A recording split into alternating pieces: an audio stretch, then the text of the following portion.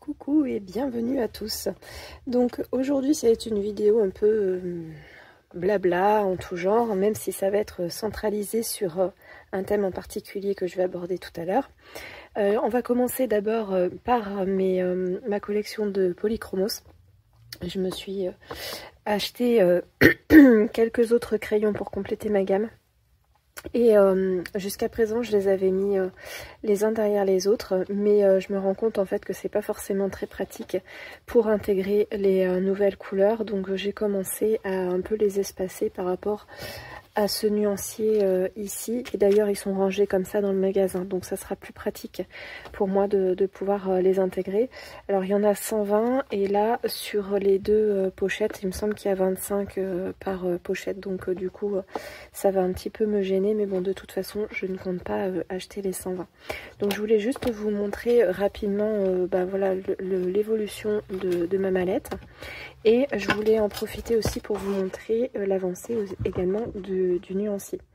Donc dans mes achats d'aujourd'hui, j'ai un petit peu complété au niveau du... pour joindre en fait ce que je vous racontais dans la précédente vidéo. Ça m'a vraiment été très utile pour pouvoir compléter en fait mes teintes similaires. Et donc ici voilà, entre le orange et le marron, ça permettait d'avoir la teinte intermédiaire, donc pour pouvoir faire des dégradés ça va très très bien. Donc je trouve que ces deux teintes là, je sais pas si vous verrez bien à l'écran, mais elles sont très très proches l'une de l'autre. Mais bon, c'est pas gênant en soi. J'ai complété également un peu mes zones de gris. Donc j'ai pris des gris, ce qu'ils appellent chauds. Et j'ai un petit peu pris aussi mes gris froids. Donc celui-ci, je l'avais déjà.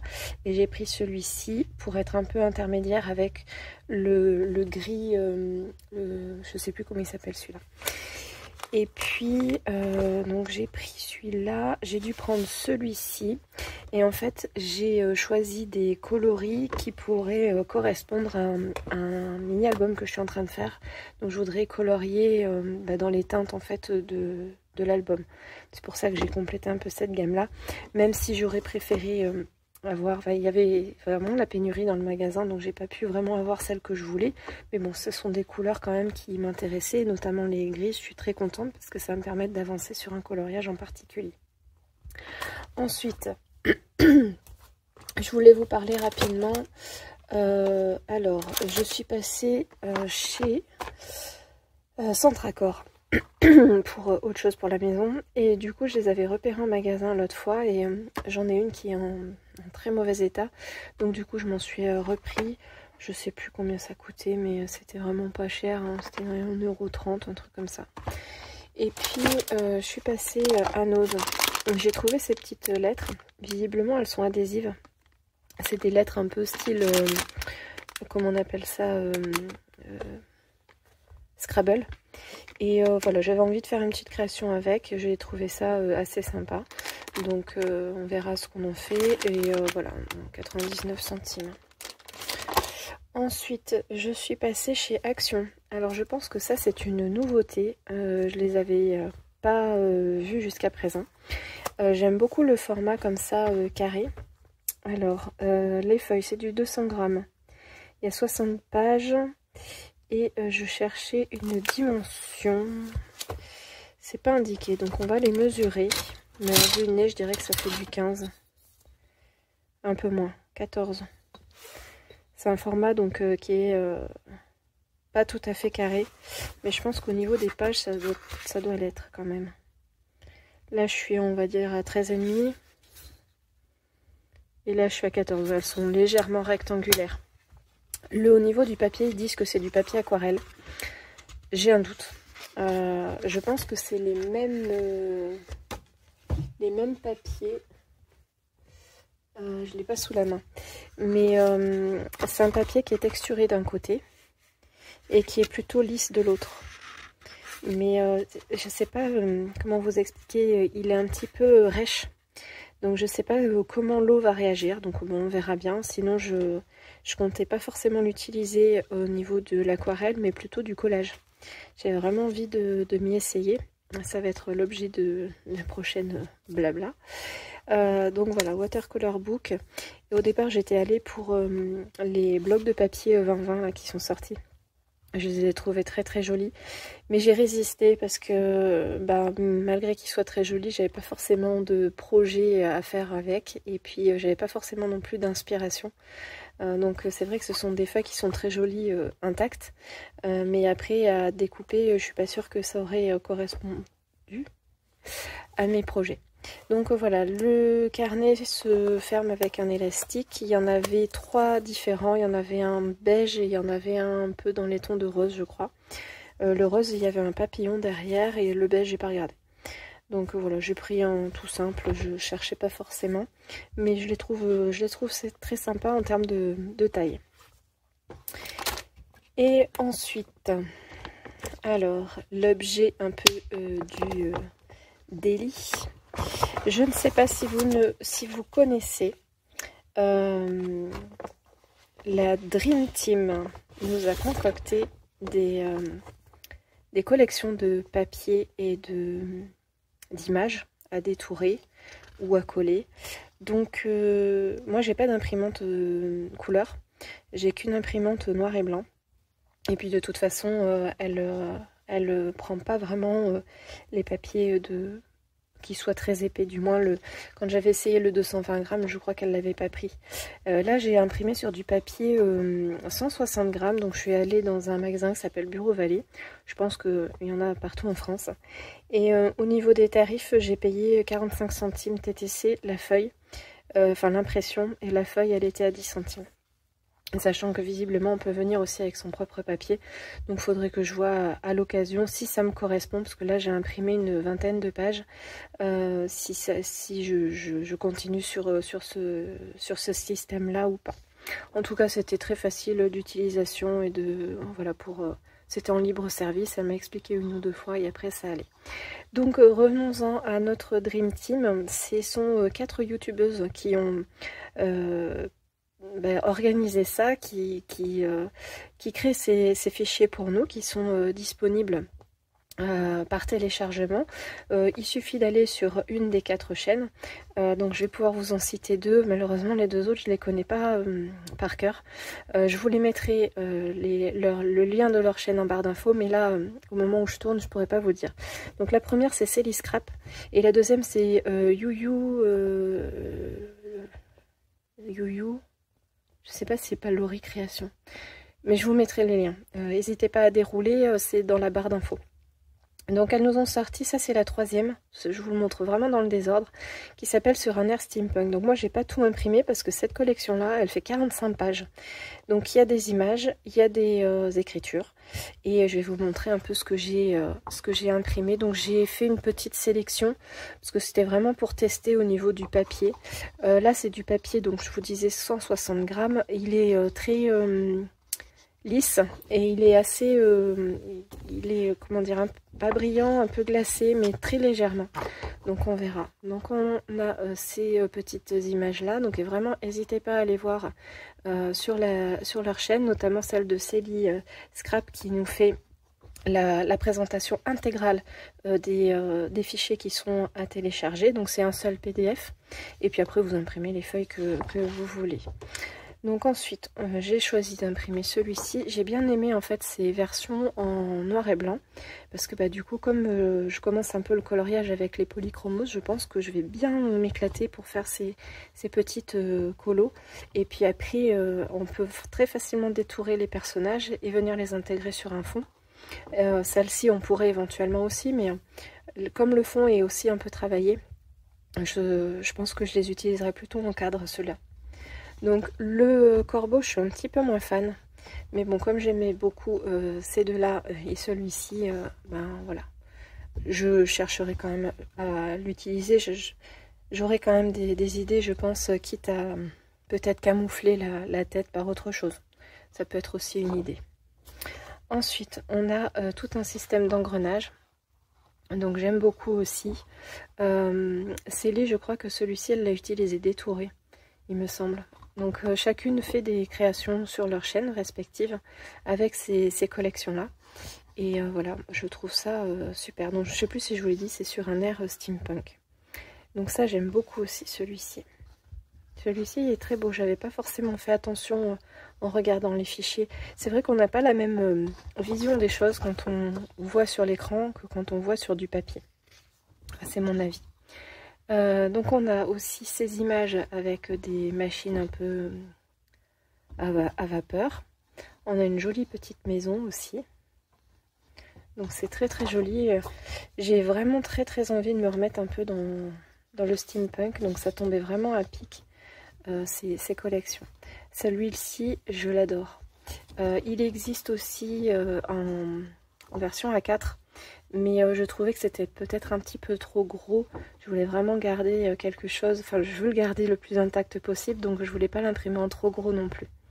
Mais voilà, celui-ci avec le papier déchiré, avec la montre à gousset, on voit les engrenages derrière en fond, on voit un peu des volutes, je le trouve vraiment magnifique celui-ci. Et celui-ci me plaît aussi beaucoup, alors je vous le mets à l'envers, pardon. Et avec la page de partition, on a un joli empiècement de fleurs un peu en métal, c'est très joli. Là je verrais bien quelque chose un peu... steampunk mix média, de rajouter des petites fleurs en métal, des vraies, par-dessus, pour vraiment donner l'illusion de volume. Donc j'aime beaucoup, j'aime beaucoup. Celui-ci, magnifique. Je ne sais pas du tout comment je vais le faire, je vais l'interpréter, mais en tout cas, là je verrais bien dans le ciel un petit, comment on appelle ça, là, les ballons dirigeables. Ça pourrait être très sympa aussi. Et faire un cadre avec des engrenages. Pourquoi pas. Mais celui-ci, il est vraiment magnifique. Je ne sais pas si vous arriverez bien à voir. Ensuite, on a un joli fond comme ça, en faux cuir craquelé. Il est vraiment magnifique. J'espère que ça rendra bien la caméra, parce que je vous assure que les papiers sont très beaux. J'avais un peu peur au niveau du format A4, le rendu que ça aurait en imprimant. Parce que c'est la première fois que je passais par des services comme ça, de libre service. Alors ensuite, on passe sur la collection qui s'appelle Sur un air vintage. Donc toujours de la Dream Team Création. Vous avez ici leur nom j'allais dire de boîte, d'équipe. Alors celui-ci, c'est peut-être mieux que je vous le montre comme ça. Je le trouve magnifique aussi. Ce paysage un peu vintage, hein, vraiment qui s'y prête totalement. Alors ensuite, on a ces jolies petites maisons qu'on pourrait soit utiliser intactes, genre carte postale, soit venir les détourer individuellement. Et donc, comme je vous disais, les images, elles reviennent régulièrement, mais vous les avez en différents formats. Donc là, on a la même image, mais en plus petit. Et après, sur certaines, vous les avez même en A4. Donc là, on a un monsieur. Voilà. Alors toujours un air vintage. Alors ces petits nounours, ils m'ont tapé dans l'œil. Hein. Ils m'ont tapé dans l'œil. Ils sont trop mignons. Ça me fait vraiment penser aux Sylvanian quand on était petit. Donc là, on a les corsets. Très beaux aussi. Là, les machines à coudre, elles sont vraiment trop belles. Je sais pas si vous voyez bien avec la lumière. On a un empiècement aussi avec les montres à gousset. Certaines fermées, certaines ouvertes. J'en ai des comme ça pour mon cosplay de steampunk justement. Donc ici, toujours sur un air vintage, on a comment on appelle ça, un peu un cabinet de curiosité. Alors par contre, je sais pas si ça vient de l'image elle-même ou de l'impression, mais je trouve que c'est un peu flou sur certains articles. Mais bon, ça enlève rien de la beauté de l'image. Alors ensuite, sur un air vintage, ça, ce sont les petites demoiselles qui sont trop jolies, avec la montre à gousset, celle-ci, regarde-moi ce regard. Et là, on a des petites fleurs. Donc pareil, je vais bien m'amuser à les détourer. Je pense que dans un premier temps, je vais les détourer juste avec les carrés. Et puis dans un second temps, je verrai si je découpe un peu plus loin. Là, on a un joli fond aussi avec un papier, la plume pour écrire. J'aime beaucoup aussi. Donc là on le voit aussi sur un air vintage.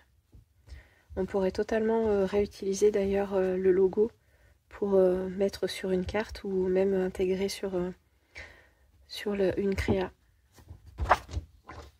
Alors là c'était la première collection, donc une air vintage c'était la deuxième. Un air de magie c'est la toute première qu'elles ont sortie. Il y avait un petit peu moins de pages. J'ai pas édité les écritures, enfin les étiquettes. Parce que les étiquettes elles sont noir et blanc, donc ça je peux le faire de chez moi. Il faudra juste que je m'achète des papiers un peu plus fins, un peu plus épais que ce que j'ai. Donc là on a un joli fond. Celui-ci, je pense que je vais me le garder pour un de mes projets que j'ai pour faire un album sur le roi de l'oiseau. Ça conviendrait totalement en termes de teinte de couleur et en termes de thème.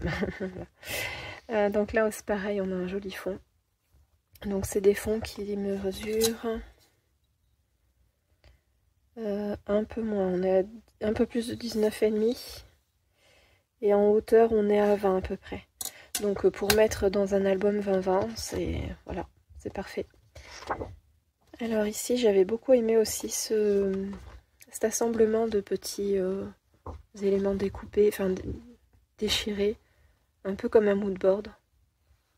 Donc même à utiliser tel quel, je trouve que c'est super beau. Après on peut très bien utiliser qu'une seule partie, un des carrés, mais on peut aussi utiliser qu'un seul élément à l'intérieur. Donc il y a plein de possibilités pour ces feuilles-là, je les trouve vraiment superbes. Alors j'ai pris aussi cela, enfin j'ai imprimé cela. J'aimais bien les cristaux. J'en ai pas des tampons comme ça, donc ça tombait vraiment à pic. Et puis elles sont vraiment dans des teintes que j'aime beaucoup, de vert et d'orange. Alors ça c'était mon coup de cœur, cette petite elfe qui fait ses devoirs. Donc elle existe aussi en très grand, mais moi je les ai prises plutôt en petit. Je trouve que ça sera plus facile à intégrer sur une créa. Et là on a un joli champignon avec ses cristaux, et vous voyez à l'arrière on a aussi des jolies petites choses. Par contre j'ai l'impression que ça m'a coupé un peu, alors je sais pas. Alors là on a les champignons. Je trouve qu'on n'en a jamais assez des champignons. Donc ici, et là en un peu plus petit. Voilà. Alors celles-ci elles m'ont beaucoup plu aussi. Ce sont des fonds de la forêt. Voilà, je pense que vous les voyez bien. Mais j'ai l'impression que vous voyez un peu terne, un peu foncé. C'est un petit peu plus lumineux quand même en vrai. C'est pas facile à vous montrer avec la lumière artificielle. Donc voilà, on arrive à la fin. Donc pour l'instant je vais laisser dans cette jolie pochette. Pour l'instant, parce que comme je vous disais, j'ai un autre projet en cours, et avant de commencer celui-ci, je voudrais terminer celui qui est déjà commencé. Surtout que j'ai plein d'idées en tête, je commence un peu dans tous les sens et j'ai pas forcément le temps de terminer un truc que j'en commence un autre. Normalement j'ai fait le tour, je crois que je vous ai tout dit, donc on va s'arrêter là pour aujourd'hui, c'est déjà pas mal, je vois qu'on est presque à 20 minutes.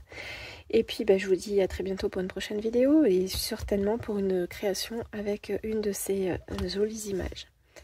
Et j'en profite aussi pour vous remercier, hein, Youyou et Célie. Je sais qu'elles ne passeront pas forcément toutes par là, mais voilà, merci beaucoup de nous offrir ces jolies images.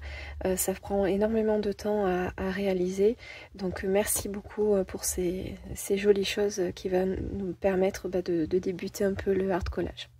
Allez, je vous embête pas plus longtemps, je vous dis à très bientôt pour une prochaine vidéo. Salut!